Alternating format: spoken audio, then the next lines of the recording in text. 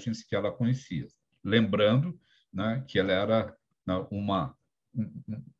ela tinha como profissão principal, antes de se tornar psicóloga, né, fazer reviews, fazer, né, artigos a respeito de livros de psicologia. Então, ela conhecia, antes mesmo de ser doutora em psicologia, ela já conhecia psicologia de uma forma, às vezes, até bastante profunda. Então, ela conhecia bem essas técnicas, selecionou técnicas, muitas vindas de outros lugares. Hoje já existe uma outra quantidade grande, né, de técnicas possíveis de regulação, mas as recomendadas no livro da MDR são essas que estão aqui. E, dentre elas, o principal é o lugar seguro. Lugar seguro é uma técnica aplicada em N abordagens de trabalho com emoções, né? Dentro da área da psicoterapia propriamente dito, quanto a, né, atividades mais esotéricas, atividades mais orientadas por uma filosofia, voltadas para uma filosofia mais oriental, né? E o lugar seguro e tranquilo, safe place, né, que é o lugar, né, tranquilo, é esse lugar interno que pode ser criado. Vamos lembrar na questão da ruminação. Lembra que a gente falou que a ruminação tem o espaço, o polo da obsessividade e o polo da reflexão. Quando a gente instala um lugar seguro, nós estamos aproveitando esse polo da reflexão, né? E quando eu aproveito, eu como que, de alguma forma, ensino, eu psicoeduco o meu cliente a usar esse espaço de outras formas possíveis também, né? Então, essas são as técnicas em EMDR. Agora, eu queria apresentar para vocês, isso certamente vocês já conhecem, né? Quem não conhecer, está no livro da Shapiro, e queria falar de outras possibilidades, né? Outras técnicas para regular emoções. Nós falamos aqui anteriormente em autoconhecimento, né? Autoconhecimento como pressuposto básico. Deixa eu admitir a Liliana, que está aqui esperando. Tá. Como o autoconhecimento como pressuposto básico para a autotransformação. O que a gente quer, né, com a psicoterapia, seja no MDR ou não? Nós queremos possibilitar ao nosso cliente, né, uma capacidade de se regular as próprias emoções, né, e ter, né, uma possibilidade de uma vida resolutiva, equilibrada, né, dentro das possibilidades dele. Então, o autoconhecimento ele vem do autocontato. Nós vamos estimular a pessoa a fazer um contato com ela mesma. Como? Nós vamos, de repente, numa anamnese, no transcorrer do processo terapêutico, nós vamos estimular a que ela entre em contato com os próprios conteúdos, né? Agora, eu posso também ensinar o meu cliente a promover isso ele sozinho, né? Olha, você precisa de ter, né? Nem sempre a gente consegue fazer isso dentro do tempo terapêutico limitado que nós temos, mas, né, a pessoa pode ter isso como quase dever de casa, né? Estimulada a ela perceber o que sente. Lembrando que essa percepção é uma percepção num estilo, né, de mindful, né? Um estilo uma percepção sem julgamento, né? É olhar para si, mas não valorar o que vê, simplesmente saber o que vê, perceber o que está dentro dela. Então, ver como é que funciona a dinâmica do esquema cognitivo, aquela que o pensamento ativa, né, as emoções, ativa o nosso corpo, ativa o nosso comportamento. Então, como é que é a minha dinâmica? Como é que eu faço isso? Então, esse conhecimento ele é libertador, ele é regulador, então, das nossas emoções, né? E a gente pode ensinar o nosso cliente a fazer essas perguntas que estão nesses slides, né? Perguntas do tipo: que pensamentos desencadeiam em mim as emoções negativas, mais negativas, né? Quais os nomes? Aqui, plural, aqui faltou também, gente, depois consertem, por favor. Quais os nomes dos sentimentos que eu sinto? Quais emoções eu tenho mais dificuldade de tolerar? Dá nome para essas emoções.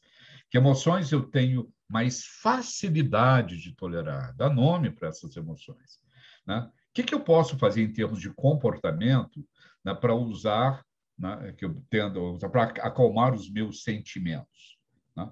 Também para ela descobrir até que ponto os comportamentos que eu tenho funcionam bem, ou funcionam só naquele momento, a curto prazo e a longo prazo. Né? E a outra pergunta importante que o cliente deve fazer: eu quero fazer isso? Eu quero usar esses comportamentos? Né?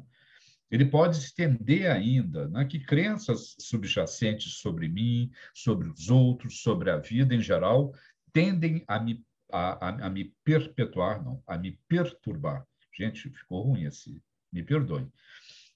Tendem a me perturbar mais fortemente. Né? Que, quais são as crenças que eu tenho que me ajudam, que me perturbam mais? Nós, como terapeutas, podemos ajudar no trabalho de psicoeducação. Eu posso ajudar o meu cliente, o meu paciente, a lidar, né, com essas respostas, a perceber essas respostas, porque algumas dos nossos pacientes não vão querer fazer, né, acham difícil fazer isso, outros então vão ter dificuldade de acessar o conteúdo emocional, né, porque por terem mesmo um bloqueio, né, para lidar com eles, então a gente pode ajudar, né? E, por fim, que pensamentos e crenças me ajudam mais a gerar sentimentos positivos, sentimentos que sejam mais positivos. Né? Aqui a gente já tem, não, um roteiro, né, para N sessões terapêuticas em que a gente vai ajudar o cliente a se conhecer e a gente vai se conhecer. Né? E a gente pode usar essa tarefa do autoconhecimento, né? A prática do autoconhecimento, também como regulador.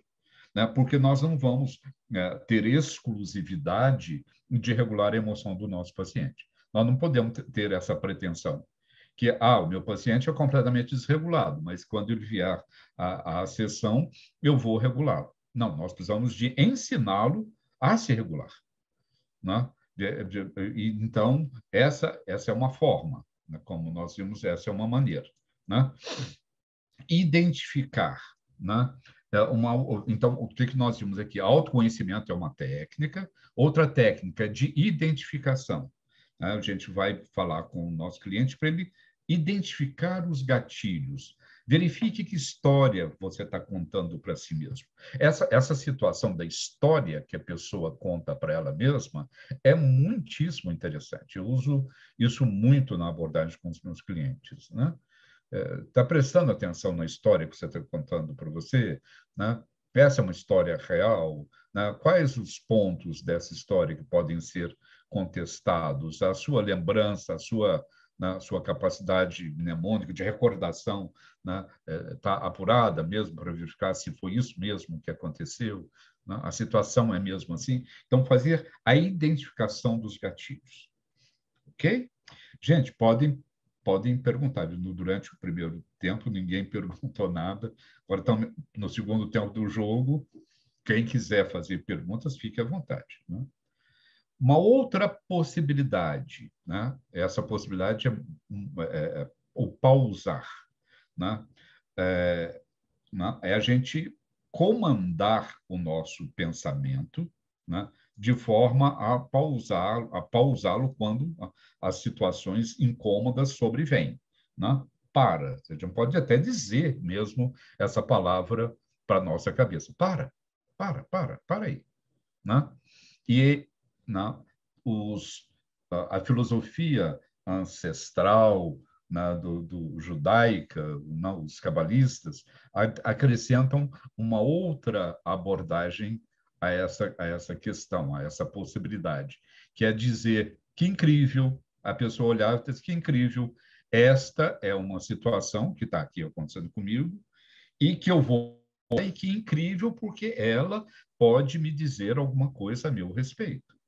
Ela pode ser um indicativo de coisas que eu preciso trabalhar. Que incômodo é esse? Que angústia é essa? Que ansiedade é essa? Que medo é esse? Que agressividade é essa? Que raiva é essa? Né? Que culpa é essa? Que vergonha é essa? Então, a gente para e vê, olha que incrível o fato, que parece contraditório, mas o que é incrível aí? É o fato de aquela situação específica que incomoda ser uma chave para eu descobrir o que eu sinto, para perceber como eu estou organizado, como eu me organizo. Né? Então, é uma forma na psicoeducação de mostrar para as pessoas que elas não estão, que aquilo que acontece com elas de negativo pode ser, e geralmente é a chave para uma mudança significativa na vida delas. A outra, né, uma outra forma, mudar pensamentos. Não faz, né? Identificar, pausar, mudar pensamentos, tudo isso faz parte, né, de um mesmo espectro. Né? É mais fácil a gente mudar pensamento do que mudar sentimento, dizem aí os especialistas. Né? Os pensamentos têm um papel fundamental na forma em que a gente vive uma situação. Né? Então, a gente precisa, né, identificar o pensamento que a gente tem quando a gente está perturbado, para tentar mudar o pensamento. Né? E é mais fácil. Se eu estou com medo, eu mudo o medo quando eu mudo o meu pensamento. Se eu estou com raiva, eu posso mudar a raiva quando mudo o meu pensamento. Então, eu posso usar perguntas do tipo: o que está me pressionando nesse momento, nessa situação? Não? O que acontece? O que me dá medo? Por que eu estou reagindo dessa forma tão intensa, tão forte? Qual que é a pior coisa que pode me acontecer? Ou a melhor coisa? Qual a importância disso amanhã, depois de amanhã, na semana que vem ou no próximo mês? Né? Isso tem efetivamente importância? Né? Então, a gente ensina a pessoa a buscar essa relativização também. Né? Na continuidade, a aceitação. Né? Aceitar o momento, né, em que se vive, aceitar a nossa humanidade. Aceitar a humanidade significa aceitar a minha capacidade de erros e acertos, a minha capacidade de acertar e a minha capacidade de errar, e a minha possibilidade de errar. Isso faz parte do humano que eu sou. Né? Então, ter autocompaixão. Né? Ter autocompaixão não significa a gente estar passando a mão na nossa própria cabeça, isso a gente vai ensinar para o cliente, isso nós também vamos usar, né? Não vamos estar passando na mão na cabeça, aceitando todo e qualquer comportamento, toda e qualquer reação que a gente tenha. Mas saber que, sim, né, eu sou uma pessoa que tem ansiedade, portanto, eu tenho medo, não é uma vergonha. O fato, né, de eu ter um comportamento obsessivo com determinada situação, determinada coisa, faz parte da minha humanidade. Seres humanos, né, reagem dessa forma. Eu faço parte da espécie. E, portanto, né, tá dentro do que é possível acontecer comigo. Ter uma autocompaixão. Vivenciar, praticar atenção plena. Atenção plena aqui, no caso, é esse olhar para a situação que acontece sem, né, julgamentos, né, efetivamente ver o que é. Se envolver em atividades que construam um senso de realização, também regula.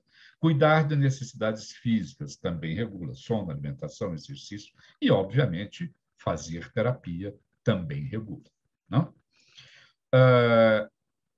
Agora, existem exercícios, diversos exercícios, que a gente pode usar, né, ensinar para o nosso cliente, né, como é que a gente pode, que a gente pode ensinar para o nosso cliente para ele, né, se regular.